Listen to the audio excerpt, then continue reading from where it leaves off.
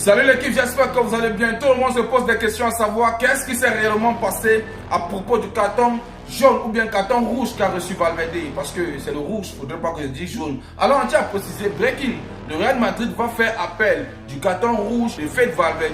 Le club pense que si Valverde avait taclé un autre joueur comme Koke, il aurait 100% eu un carton jaune.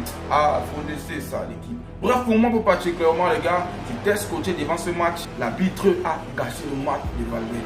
Non les gars, on ne peut pas être méchant comme ça. C'est vrai, nous sommes 100% fans du FC Barcelone. Il n'y a rien à dire. Mais les gars, quand il faut le vrai football ou bien le bon football, on doit témoigner ce qui est bien. Il a gâché le football de Valverde en cette soirée et c'est pas bon. Il a été trop sévère. C'est vrai, Valverde a commis une faute. Mais moi, je ne voyais pas ça trop sévère comme ça. Il devait se permettre de donner un jaune, pas un rouge subitement. C'est être trop sévère. Au bout d'un moment, je me suis posé la question à savoir, il n'est pas jaloux de Valverde quelque part? Oui, dites-moi en commentaire l'équipe. Il a gâté le match de Valverde et le gars a voulu nous couper un derby de qualité. Le divertissement était intense. Le Real Madrid a joué un match de qualité.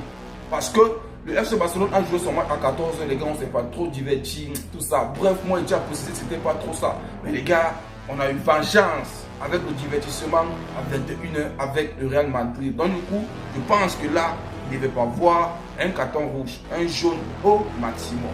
N'hésitez pas à le mettre en commentaire ce que vous en pensez. Moi, c'est mon point de vue là-bas. Alors, l'équipe, sans toutefois tarder directement, on va tomber avec Kylian Mbappé. Pour ceux qui ne le savent pas, c'est un peu grave chez lui, l'équipe. On tient à préciser que Kylian Mbappé se fait démolir par la presse espagnole après son entrée face à l'Atlético de Madrid. Bref, face à l'Atlético de Madrid. C'est dommage qu'il ait terminé avec 9 joueurs sans Valverde et sans Mbappé. Arbeloa a presque perdu la Liga en mettant Mbappé. Selon Joseph Pedrol sur un média là. Bref, il continue en disant, il est entré en jeu pendant 25 minutes et n'a rien fait d'autre que de flâner sur la pelouse du Bernabéu. Moi, ce que moi je peux dire à propos de ça, c'est que au bout d'un moment, on doit lâcher les baskets. Quand tu es star là, c'est mauvais ou bien tellement on te suit l'équipe. Au bout d'un moment, on doit lâcher Mbappé. Je n'apprécie pas trop son football, mais quelque part, on doit lâcher les baskets de Mbappé. Il sort d'une blessure.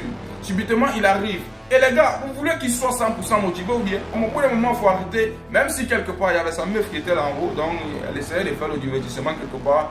Mais tout ce que moi je peux dire, c'est qu'il lâcher les baskets de Mbappé. Vous voulez maintenant courir la tête de Mbappé parce que vous voyez que Vinicius actuellement est en pétard. Il est bien vrai, Arbeloa est en train de faire un travail extraordinaire et que les Mbappé doivent essayer de s'adapter au rythme que Arbeloa a su travailler et mettre dans ses joueurs. Parce que Mbappé c'est un titulaire ainsi que Bellingham. Arbeloa a fait un travail de malade pour souligner. Parce que tous les joueurs qui jouent actuellement là, avant que Mbappé ou bien Bellingham ne puisse arriver, c'était pas les titulaires. Arbeloa a su mettre ça comme il faut.